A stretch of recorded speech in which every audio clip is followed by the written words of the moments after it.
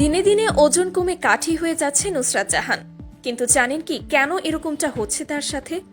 এটা কি শুধুই তার ডায়েটের ফল, নাকি এর পেছনে লুকিয়ে আছে কোনো অন্য রহস্য? হ্যাঁ ভিউয়ার্স, চলুন ঘটনার বিস্তারিত কাহিনী শুনে নেওয়া যাক। যে কোনো নায়িকা নিজেকে সব সময় ফিট রাখার চেষ্টা করে। অভিনেত্রী নুসরাত জাহানও তার ব্যতিক্রম নয়। ক্যারিয়ারের শুরুতে সে ঠিক এরকম ছিল, যখন তার ওজন ছিল 55 কেজি। সে সময় তাকে দেখতে অসম্ভব সুন্দরী লাগতো। তবে হঠাৎই আস্তে আস্তে সে এরকম নরকঙ্কাল হতে শুরু করেছে। বর্তমানে তার বয়স 35। বিষয়টা এমন না যে বয়স ধরে রাখার জন্য সার্জারি করিয়ে এরকম রোগা হতে হবে তাকে।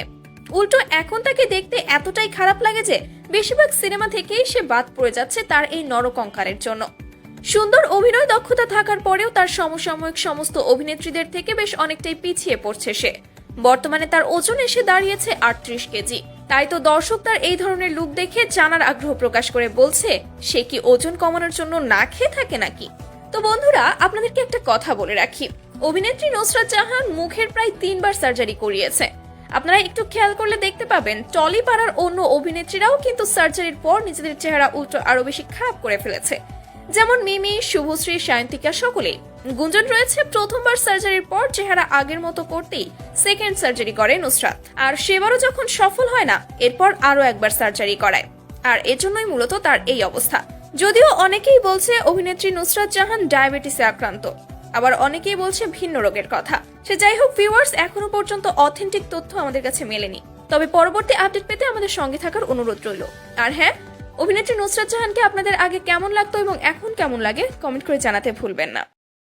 আগেও ভালো লাগতো না, এখনও ভালো লাগে না। আগে তাও একটু সিনেমা দেখতাম, কারণ আগে এর ক্যারেক্টারটা একটু ভালো ছিল। কিন্তু ইদানিং যখন বিয়ে করলো, বিয়ে করার পরেও বললো আমার বিয়ে হয়নি, নিজের বরকে ডিভোর্স দিয়ে এসে তারপরে একটা পুরুষকে বিয়ে না করে তার বাচ্চার মা হয়ে এখন তার সঙ্গে ঘোরাফেরা যায়।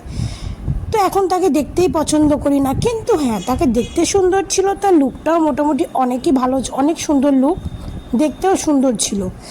ইদানিং ধরে তার যে কিছু কিছু ফটো, কিছু কিছু ভিডিও দেখছি, দেখে আমরাই চমকে যাচ্ছি যে ম্যাডাম কি খায় না, ম্যাডাম কি এতই ডায়েট করছে, এতটাই শুকাচ্ছে যে তাকে এখন দেখতে পুরো কঙ্কাল লাগছে, দেখতে পুরো ডায়াবেটিসের রোগী। না হলে সেই পোলিও রোগ হয় বাচ্চাদের বা মানে অনেকের জন্ম থেকে পোলিও রোগ থাকে, ঠিক ওই ধরনের হয়ে যাচ্ছে।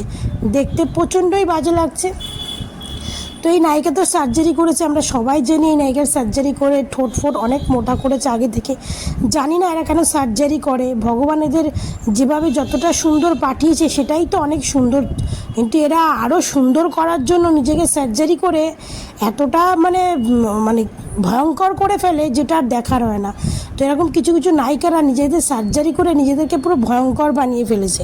তো যাই হোক, নুসরাত ফারিয়াকে দেখতে খুবই বাজে লাগছে, যার জন্য সে এখন আর অনেক সিনেমাতে সে কাজ করতে পারছে না, তাকে কেউ কাজে নিচ্ছে না। কারণ সত্যিই তাই, তার হাত পা দেখলে মনেই হচ্ছে সে ডায়াবেটিস বা একটা পোলিও রোগীর পেশেন্ট। তো জানি না সে কিসের জন্য এটা হচ্ছে, সেটা আমিও জানি না, কিন্তু তাকে দেখতে বিভৎস লাগছে আর খুব ভয়ঙ্কর লাগছে। মানে দিন দিন একটা ডায়াবেটিস পেশেন্টের যে যেমন হয় ঠিক তেমন লাগছে। তো যেরকমই রোগ থাক আর যাই থাক, সেটাকে সারিয়ে উঠুক, যেমনই রোগ মানে লোক হোক, যেমনই ক্যারেক্টার হোক। তো একজন নায়িকা হিসেবেই একজন নায়িকা যেহেতু, সেই হিসাবেই বলা যে নিজেকে ফিট করুক, সুন্দর করুক। কারণ আগেই বেস্ট ছিল, আগে ভালো লাগতো, এখন একদমই ভালো লাগে না।